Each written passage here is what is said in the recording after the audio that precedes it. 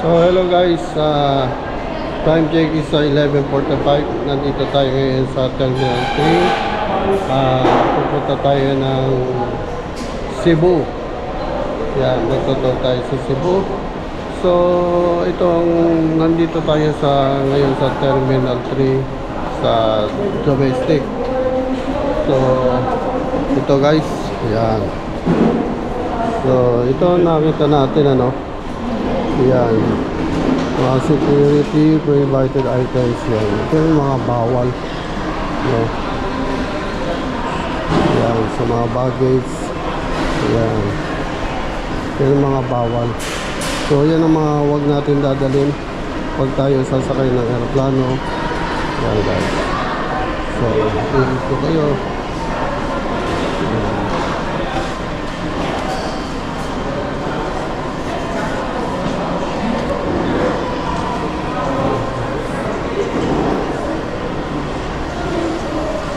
So ang flight namin is 3:03:45 pa. So darating kami ng Cebu ng mga around 5. Ganyan. So papasyal tayo sa may Oslo, sa may Wales, sa Mactan, sa simbahan doon, sa Magellan Cross, sa Building. So dito tayo sa loob. Yan.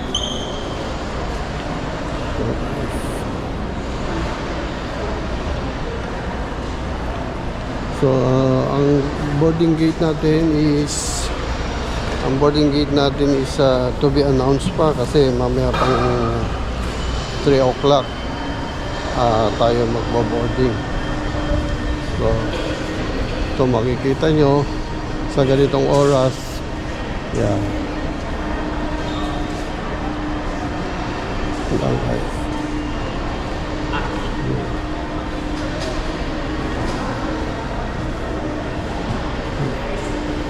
So may mga pagkain pa, may mga kainan pa na open, yung iba is sarado na. Yan.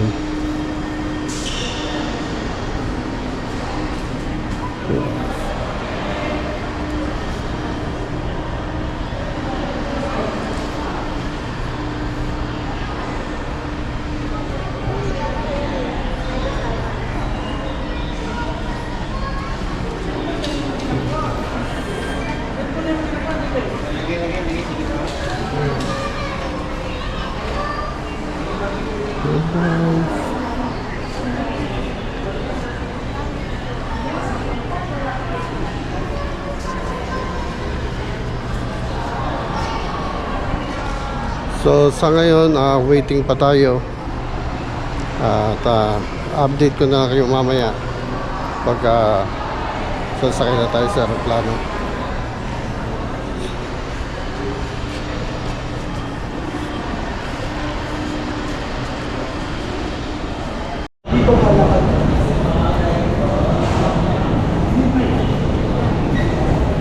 Yo guys, welcome Cebu, Mactan, Cebu. So nandito na tayo. Ikutin natin ngayon to. Una natin pupuntahan yung simbahan, tapos yung Magellan Cross. So check natin, lalakarin natin to. Ang plano natin, sasakay tayo ng bus papuntang SM Cebu. Tapos pagdating doon, malalakad na lang yung Magellan Cross, tapos yung simbahan. So update ko na lang kayo mamaya pagdating doon, guys. Yeah.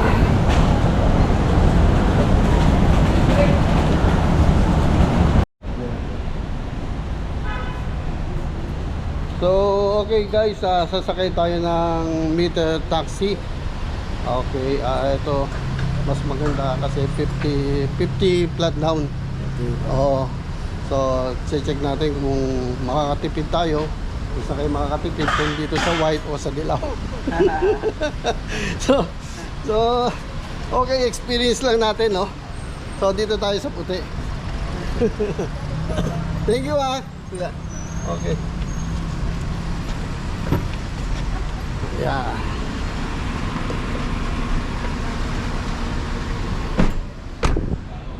Okay. Dito tayo kay Kuya. Ano ang pangalan mo, Kuya? Arnel, sir? Arnold. Oh, Arnel. Arnel. So dito tayo kay Kuya Arnel. Okay. So tingnan natin ano. At ayan, nag-taxi tayo. White. Okay. Pupunta tayo ngayon sa, ang pupuntahan natin is yung Saan tayo punta, Basilica. Basilica. Basilica Church. Santo Niño. Yun, Santo Niño. Tapos magmula doon sa Basilica, lalakarin lang papunta doon sa Magellan Cross. Tama, Kuya? Malapit lang yun, sir. Malapit lang. Okay. Magkatabi lang yun. Sige. So tingnan natin kung maganda kausap si Kuya. Mukhang maganda naman kausap, no? So okay, sa mga pupunta na Cebu, ganito lang i-experience natin kung anong Sir. ay, oo nga pala. Okay, mag-safety belt tayo. Okay. So okay.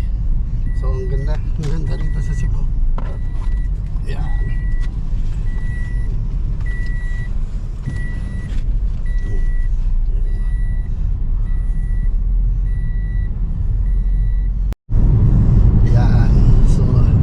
Ito makikita nyo yung view pagkagaling nyo ng Mactan Airport. Yan. Ito sasakyan nyo puti. Ito sinakyan ko kasi may nakausap kami na yung puti na lang daw ang sakyan dahil okay daw. Huwag na mamili basta maayos. Maayos. Price. Ayan, ito ang meter. Meter base to. Ayan, nakita nyo naman.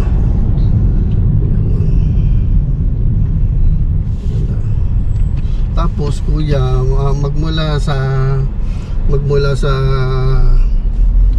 Basilica papunta ng ano ba yun? Terminal papuntang Oslo bus. Sasakay kami ng bus tapos papuntang Oslo. Oo. Malapit na lang din doon. Malapit lang din doon, sir. Malapit lang pero pwede mo lakarin. Pwede yun. Pwede. Oo. Magmula Basilica papuntang bus terminal papuntang Oslo.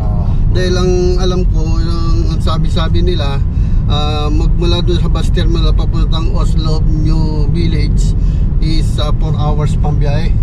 4 hours, sir. Oo, yun. So guys, experiencein natin kung yun nga. At tapos noon mag-stay tayo ng one night doon sa Oslo. Tapos babalik tayo bukas. Pupunta naman tayo sa yun sa view deck, yung sa may taas. Sa yun, Tops. Yun sa Tops. Yung Tops, tama. Tops. Okay. Siraw. Okay, tingnan natin doon. Tapos uwi na rin tayo bukas sa 16. Isang gabi kami dito, isang gabi rin kami dito, tapos 16 uwi namin. So, okay guys. Shoutout kay Kuya Arnel, ha. Kaya ilan ang anak mo, Kuya Arnel? 4 na, sir. 4, very good. Yeah. Yun guys, nandito kami ngayon sa ticketing counter dito sa South Bus Terminal. So papunta tayo ng Oslo New Village. So titignan natin kung magkano bayad sa bus.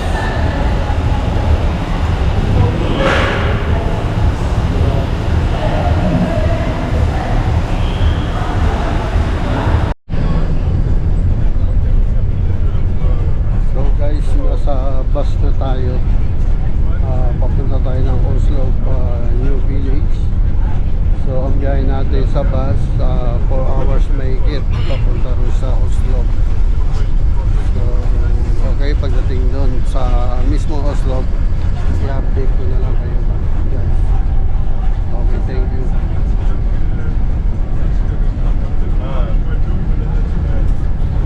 So yung guys, nandito na tayo sa pinaka area. Ito ang ang pinaka parola, itong 7-Eleven.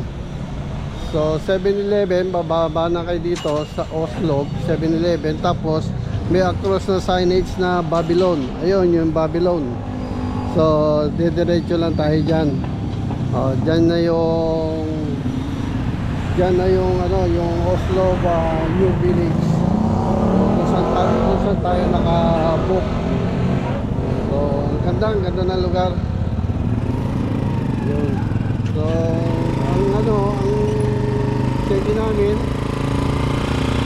ang check-in namin is 3 o'clock.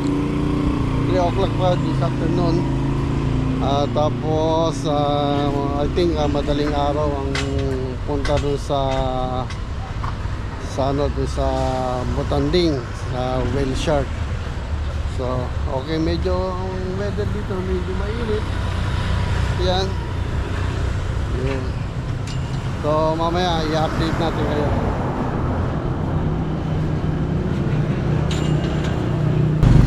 So guys, nandito na tayo sa Oslo New Village Lodge. So, mamaya pa tayo 3 o'clock mag-check-in. Ayan, kita nyo naman napakaganda ng mga ano nila. Standard double, deluxe triple, deluxe quad, executive quad. Yun. So, ito si Ma'am Jonah at si Sir Jeff. Oh, yan. So, very lovely sila makipag-usap. So, guys, okay. Punta na rito.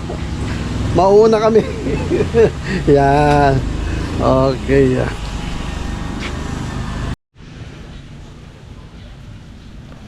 So guys, ito yung pinaka resto bar nila. Yan. Nitong Oslo New Village. Yan. Wow, napakaganda, di ba?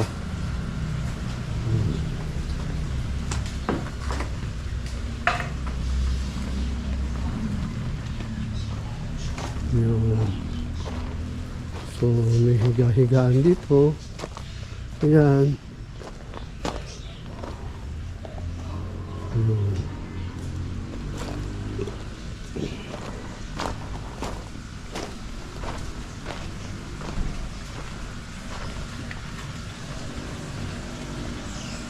Alright. So, napakaganda na. Ganda ng ambience. Napakaganda. Yun.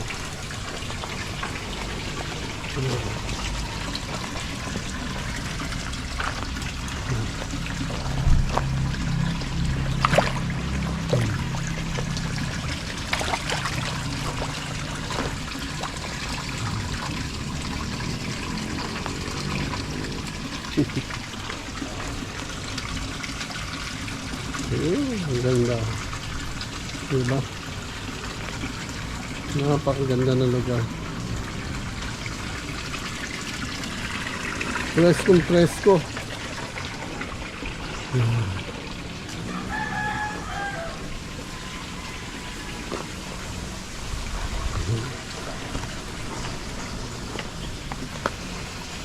So guys, nandito na kami sa Oslo New Village. Yan. Bukas, hintayin natin yung schedule. Pupunta tayo dun sa Whale Shark. Yan. Napakaganda. Yan. So yung mga room nila.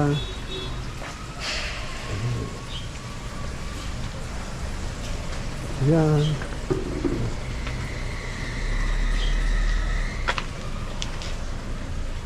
Ayan. Ganda naman mga room nila, oh. Maraming room dito. Ayan.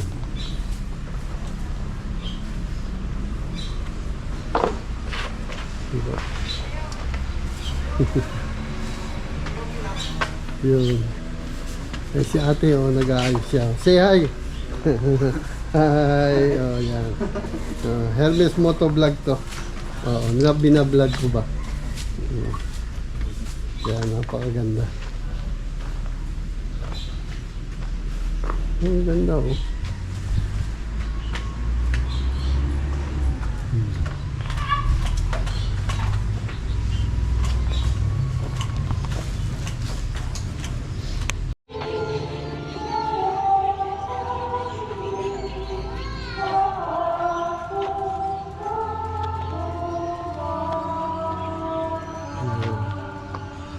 Oslo Municipal Hall.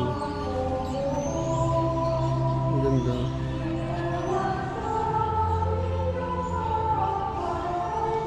Ibig sabihin, bayan ng Oslo. Oo.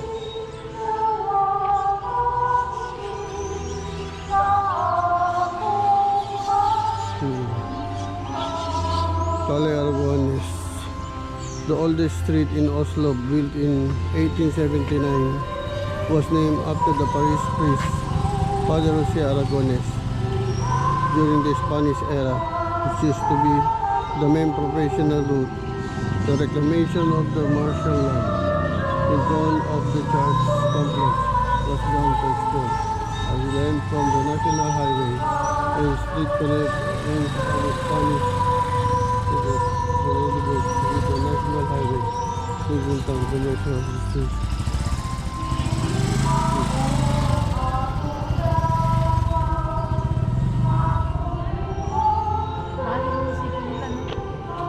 Ganda no, di ba?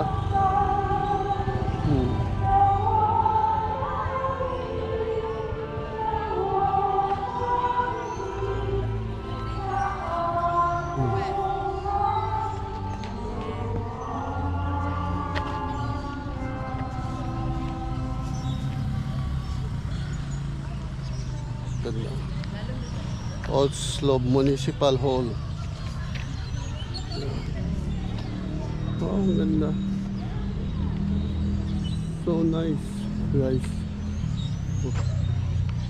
Ang lumang simbahan nila.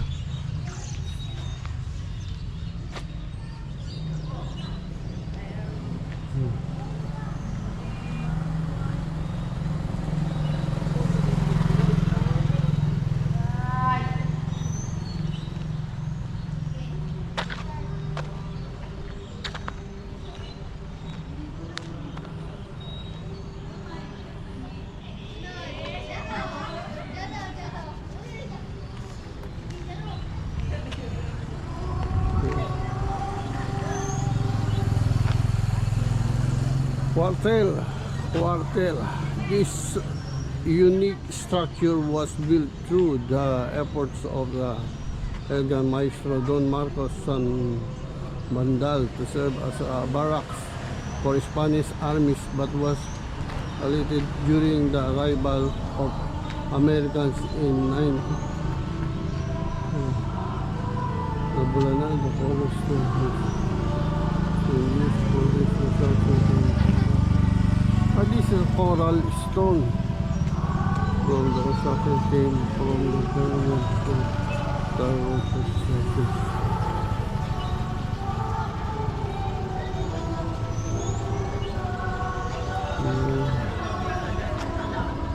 Coral stone pala to. This is a coral stone. You see, guys.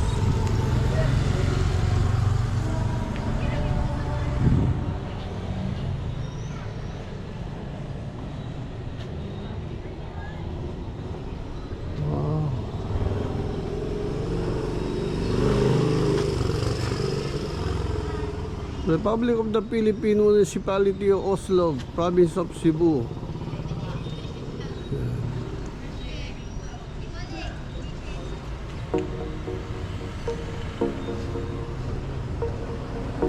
So meaning these stones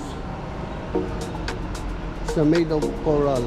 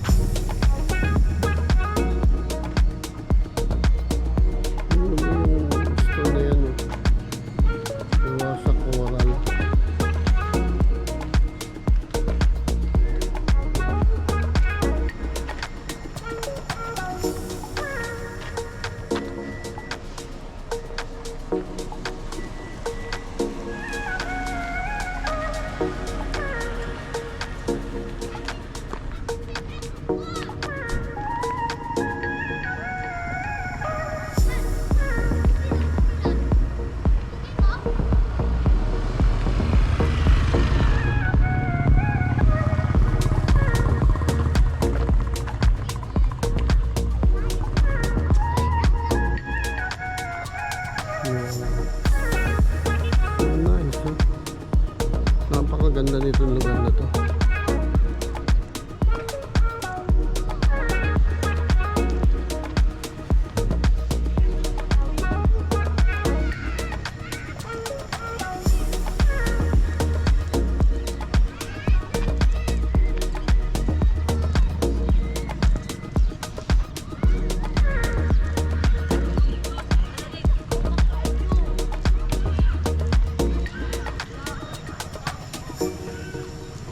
So ito ang tanawin dito sa Oslo. Yan ang lumang simbahan nila. Napakaganda.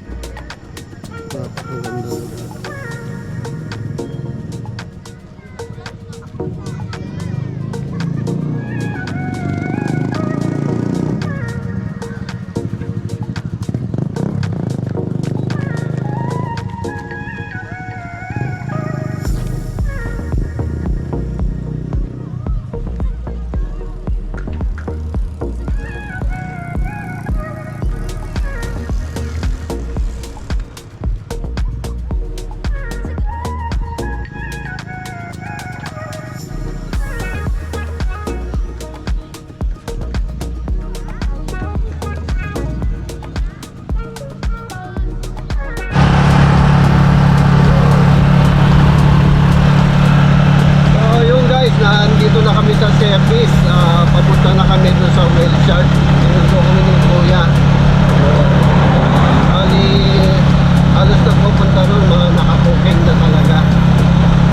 So yun, tingnan natin ngayon. Ako lulusong. Tingnan natin kung gano'ng katakot. Okay guys, update na lang kayo mamaya. So yung guys, nandito na kami sa area ng whale shark watching, no? So ito ang area. So ang area makikita nyo, so parang masyad talagang busy. Dahil siya shark na yun, busy talaga siya. Yan. So subukan natin mag-load. Talagang nakakatakot daw dahil sobrang laki. Laki daw talaga nung whale shark na yun. So, sige, i-update na lang kayo mamaya. Sasakay tayo ng bangka at dadalhin tayo doon. Sige, sa bangka, yung mga pupunta ron, yung mga lalangoy at magpapa-video sa ilalim, isa 6 o 10 mga katao. Okay. Yeah.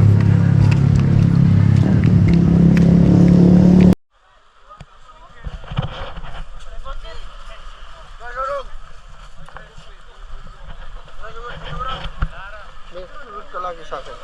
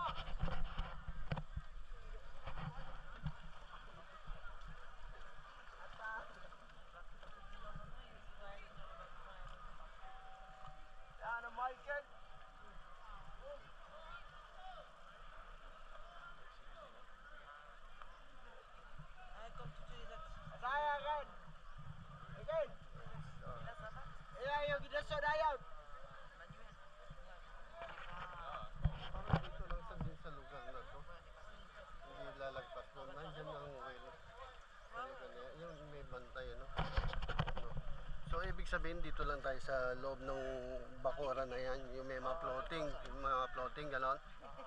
Oh. So yung whale nasa may banda ron. Dito, sa loob sir. Sa loob na. Pero walang neto sir, open lang dyan. Open lang yan. Taas lang lang dyan. May floating lang na bakod parang... Para hindi makapasok yung motor ng bangka. Okay. Oo. Sugatan yung butante. Oo nga, oo.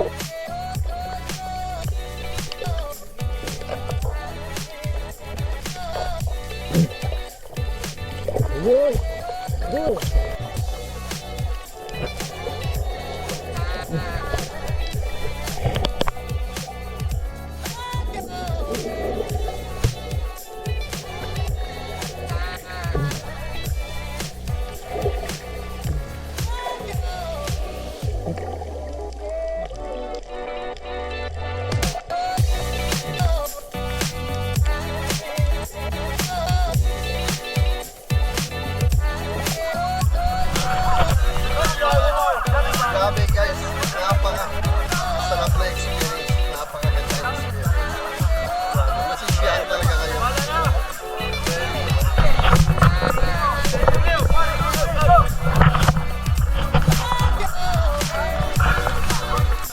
Pasok mo sa diretso na eh.